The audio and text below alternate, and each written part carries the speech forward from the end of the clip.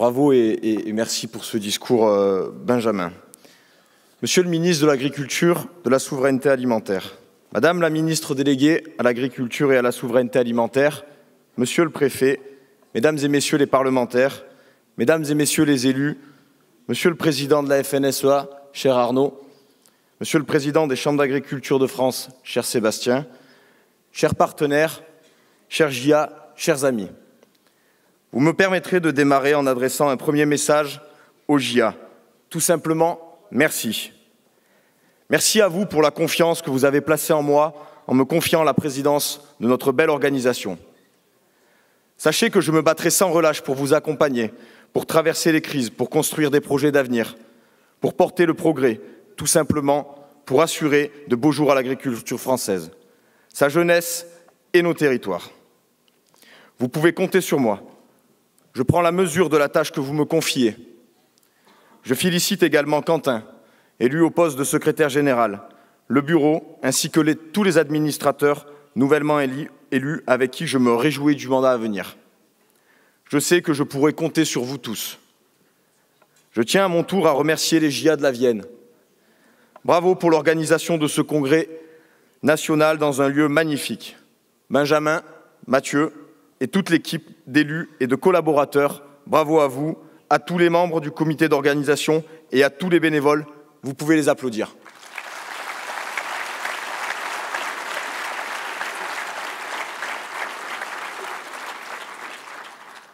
Je voudrais remercier également tous les congressistes pour le travail studieux pendant ces 3 jours. Merci d'être restés malgré le beau temps que nous attendions tous pour reprendre les travaux dans les champs.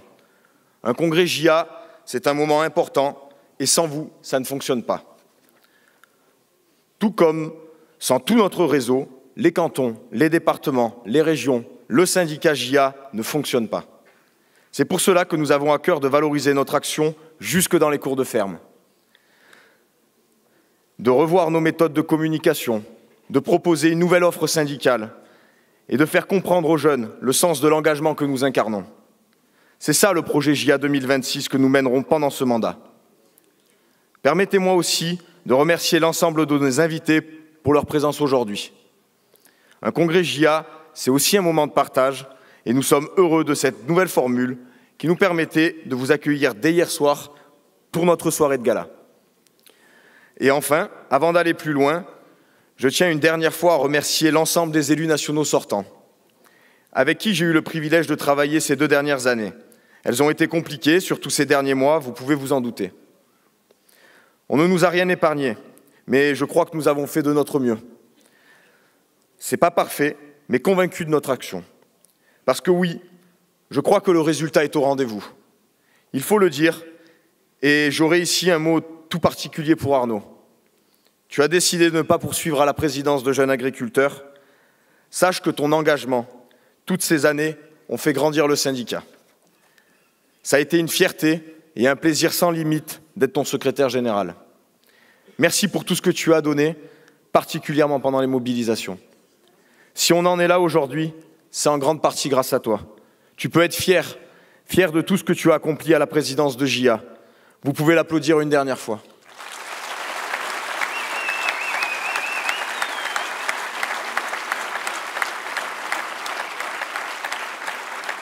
Nous en avons largement débattu pendant ces 3 jours, dans la salle et en dehors, mais j'aimerais prendre quelques instants pour revenir sur tout le travail réalisé ces derniers mois et ce que JA, aux côtés de la FNSEA, a réussi à obtenir. Des victoires qui émanent cette année principalement des mobilisations durant l'automne et l'hiver. 100% des départements mobilisés, des milliers d'actions sur tout le territoire. C'est du jamais vu. Mais ça a payé. C'est bien la preuve qu'avec la force et la conviction de tout notre réseau, nous pouvons faire de grandes choses. Nous pouvons faire bouger les lignes. Moi, je n'en ai jamais douté. Je suis convaincu que quand les jeunes poussent, c'est toute l'agriculture qui grandit. Arnaud le disait hier soir, nous avons obtenu beaucoup. Des mesures pour préserver notre souveraineté agricole et alimentaire, notamment en accélérant la création de stockage d'eau. Il était temps, sans eau, pas d'agriculture. Une meilleure reconnaissance du métier en améliorant les retraites agricoles. C'est un minimum, il me semble. Je suis persuadé que cela permettra de mieux transmettre ces outils. Des mesures de trésorerie pour accompagner dans des moments difficiles. Des mesures pour améliorer la compétitivité des exploitations, notamment une dotation pour épargne de précaution bien plus attractive. Une simplification attendue dans les cours de ferme. Nous sommes encore loin du changement de logiciel espéré, mais je crois que nous avons réussi à remettre un peu de bon sens dans les décisions qui se prennent. Du moins, nous y veillerons de très près. Et enfin, des mesures pour l'installation, la transmission et un gros travail à mener sur les plans et les contrats d'avenir pour penser l'agriculture de demain. Construire l'avenir, c'est également le thème de notre rapport d'orientation. Après quelques heures de débat intenses et passionnés, dont JA le secret, nous avons posé les premiers jalons de ce que nous devrons impulser dans les années à venir pour garantir notre souveraineté alimentaire et agricole, maintenir des agriculteurs nombreux sur le territoire et impulser les transitions nécessaires pour une agriculture plus résiliente face au climat changeant. En quelques mots, voir loin, mais agir maintenant, ça sera le cœur de mon mandat. Nous sommes aujourd'hui dans un format un peu particulier. Comme vous le savez, le ministre ne pourra pas prendre la parole pour clore ce congrès. C'est la règle. À quelques jours des élections européennes, nous l'acceptons. Je vous remercie tout de même, Monsieur le ministre, Madame la ministre déléguée, d'être parmi nous pour échanger avec les JA. Vous ne pourrez donc pas répondre, mais je vais profiter de votre présence pour vous adresser quelques messages. J'y reviendrai. Avant d'aller plus loin, j'aimerais m'arrêter un instant justement sur ces élections européennes qui se tiennent dimanche. Une élection, c'est un moment fort de la démocratie, qui donne à chacun le droit de s'exprimer. Tout le monde ne peut pas en dire autant. Alors pour moi, c'est un devoir. C'est pour cela que j'invite l'ensemble des JA et plus largement la jeunesse à prendre le chemin des urnes ce dimanche. Au-delà d'une élection démocratique pour laquelle les citoyens doivent se mobiliser, nous sommes persuadés que le futur de l'agriculture est et restera européen. À l'heure de l'amplification des conflits dans le monde, où la guerre s'invite sur le continent européen, nous devons être unis et favoriser des politiques garantes de l'avenir de la souveraineté de l'Europe. À commencer par la politique agricole commune, la politique fondatrice de l'Union européenne, qui doit rester une priorité et le premier budget de l'Europe. Car une agriculture européenne forte, c'est un pas de géant vers notre souveraineté. À quelques années d'une nouvelle réforme de la PAC, JA se tient prêt pour contribuer à faire une agriculture européenne plus forte, plus résiliente, avec des femmes et des hommes qui seront pour beaucoup renouvelés. Nous sommes prêts car il y a beaucoup à faire. Nous ne devons pas continuer dans les dérives actuelles. La technocratie doit laisser place à des décisions politiques ambitieuses et pleines de bon sens. Les distorsions de concurrence, intra- comme extra-communautaires, doivent cesser. À quand, Monsieur le ministre, une harmonisation des normes au sein de l'Union européenne? À quand, Monsieur le ministre, une cohérence entre les différentes politiques? Vous nous en parliez l'année dernière à notre congrès. Où en est-on? Comment expliquer aux agriculteurs, mais aux citoyens aussi, que nous importons des produits que nous nous refusons de produire sur notre propre territoire? Pire encore, qu'au sein de l'Europe, nos voisins ont le droit de faire différemment. Marché unique, mais règles différentes. Nous croyons en l'Europe, mais aidez-nous à en faire quelque chose d'encore mieux. Il est temps de changer de logiciel avant qu'une nouvelle mise à jour ne soit déjà nécessaire. Nous attendons une vision plus juste de la PAC, centrée sur les agriculteurs actifs, pour que les soutiens accompagnent ceux qui font réellement l'agriculture aujourd'hui. Une PAC qui permette également de maintenir des agriculteurs nombreux. Pour cela, nous attendons beaucoup du volet renouvellement des générations, à commencer par un budget à la hauteur. Pour accompagner au mieux les futurs cédants, pour pouvoir attirer les jeunes dans le métier, pour accompagner davantage les jeunes qui s'installent venus de tous horizons. Nous attendons que pas moins de 10% du budget de la PAC soit consacré au renouvellement des générations. Vous l'avez compris, Monsieur le ministre, le renouvellement des générations devra être au cœur de la prochaine réforme. La PAC devra également permettre d'accompagner la structuration des filières, de sécuriser nos revenus, mais surtout d'accompagner les agriculteurs face au changement climatique. Plus largement, jeunes agriculteurs représentent aussi une jeunesse agricole française pleine d'attentes envers l'Union européenne. Faire entendre la voix et les attentes des ruraux, défendre l'agriculture dans sa diversité, permettre à la jeunesse de découvrir, de se former ailleurs sur le continent. Si l'agriculture est pour nous au centre des enjeux, nous voyons aussi ceux de la citoyenneté, de l'alimentation ou de la jeunesse plus généralement. Pour en revenir à des sujets plus nationaux, le travail est loin d'être fini. Nous avons obtenu beaucoup d'annonces, Maintenant, il faut accélérer la concrétisation dans les cours de ferme. Pour continuer sur la PAC, la nouvelle réforme dans le viseur ne nous exonère pas du travail national à faire dès maintenant. Nous avons enfin fait prendre conscience à la Commission européenne que nous étions allés trop loin, trop loin dans la bêtise. Rendez-vous compte qu'on révise actuellement la plupart de nos BCAE, ça montre à quel point elles étaient complètement déconnectées de la réalité. Tellement déconnectées que la Commission a été capable d'agir plus vite que notre propre gouvernement. Monsieur le ministre, il faut l'appliquer en France dès maintenant. Nous ne disons pas non au progrès environnemental, mais il doit être plein de bon sens. Arrêtons les utopies imaginées par des cerveaux bien pensants n'ayant jamais mis le pied dans une ferme. Les vues de l'esprit ne marchent pas toujours dans la vraie vie. Le loup n'est pas que dans la campagne, on dirait. Il faut aussi penser à payer les aides qu'on nous doit, monsieur le ministre. J'aimerais beaucoup dire sur les MAEC et l'aide bio, mais je vais plutôt insister sur la dotation jeunes agriculteurs. Est-ce que nous pouvons espérer un jour voir le paiement des DJA? Les jeunes ne veulent pas savoir le comment du pourquoi ou si l'informaticien a fini de programmer les ordinateurs. Les jeunes ont besoin d'être payés pour débloquer leurs projets. C'est tout. L'horloge tourne, pourtant rien n'arrive. Autre sujet.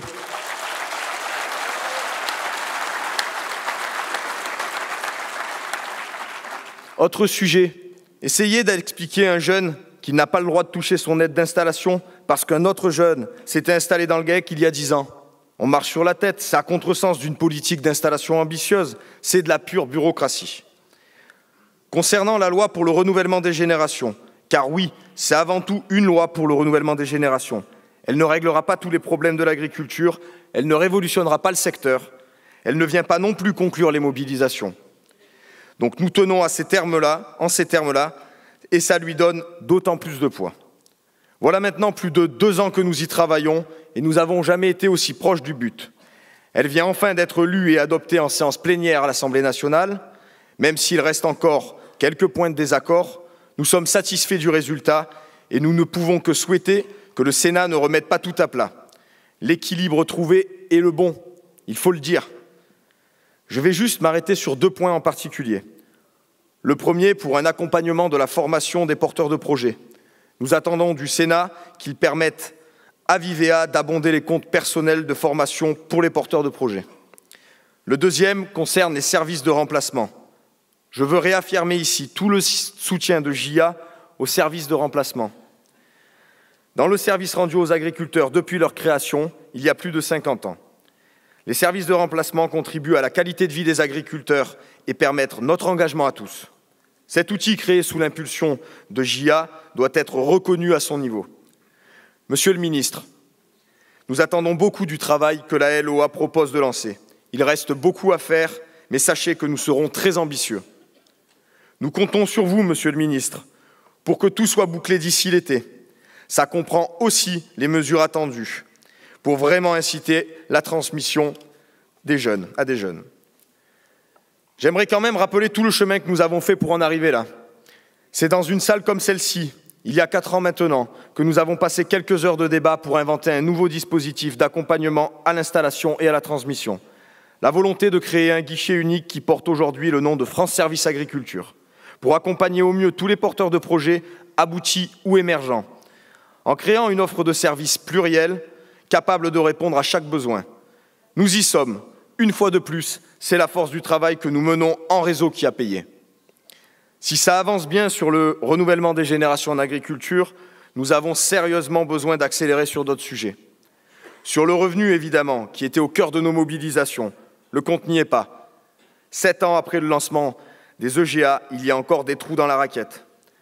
Alors, monsieur le ministre, j'espère que nous arriverons à faire mieux dans cette loi, dans cette future loi Egalim 4, que nous attendons avant l'été. D'abord pour renforcer la construction du prix en marche avant. Il est indispensable de conclure les contrats avec nos acheteurs avant qu'ils ne négocient eux-mêmes avec la grande distribution. Ça me semble être le bon sens que nous attendons. Ensuite, pour couvrir nos coûts de production, les indicateurs de coûts de production interprofessionnels doivent systématiquement être pris en compte, de manière majoritaire dans la construction du prix. Ces indicateurs sont validés par l'ensemble des représentants de la filière, ils doivent être utilisés. Enfin, pour ne plus laisser les acteurs de l'aval impunis, les contrôles et les sanctions doivent être renforcés, y compris au niveau européen. Nous ne devons plus laisser les mauvais élèves s'affranchir des règles françaises. Nous le disions tout à l'heure, marché unique, règle unique, à quand, Monsieur le Ministre, un égalime européen? Nous avons là de sérieux chantiers pour assurer un avenir serein à l'agriculture. Comptez sur notre action, Monsieur le Ministre, pour y travailler sans relâche, mais toujours de façon responsable. Car oui, nous sommes un syndicat qui prend ses responsabilités. Je crois que nous l'avons largement prouvé pendant toute cette période de mobilisation. Nous ne cédons pas à la facilité, même quand on essaye de nous diviser. Nous ne sommes pas là pour attiser la colère, pour tomber dans un discours populiste et démagogique ou pour alimenter les peurs. Car céder au populisme, c'est tomber dans l'extrémisme. Nous sommes là pour faire de l'agriculture un secteur reconnu, attractif et dynamique. Un secteur qui se montre à la hauteur des défis qui l'attendent parce que l'agriculture est d'abord une solution. C'est important de le rappeler à la veille des élections aux chambres d'agriculture, un moment important pour l'agriculture, un moment important pour notre syndicat aussi. Et je le dis devant tous les JA, nous avons quelques mois difficiles à passer d'ici le scrutin. Mais si nous restons au plus proche du terrain pour écouter et comprendre la colère des jeunes, si nous prenons les places qui sont les nôtres, si nous restons unis et soudés aux côtés de notre partenaire, la FNSEA, si nous sommes convaincus de notre projet, nous gagnerons encore une fois ces élections pour écrire une nouvelle page de l'histoire. Parce que nous proposons des solutions sans s'échapper. Parce que nous définissons un cap clair pour l'agriculture. Parce que nous portons un discours de vérité, même quand il est difficile à dire et encore plus à entendre. Parce que nous, cher JA, Monsieur le Ministre, nous sommes l'avenir de l'agriculture.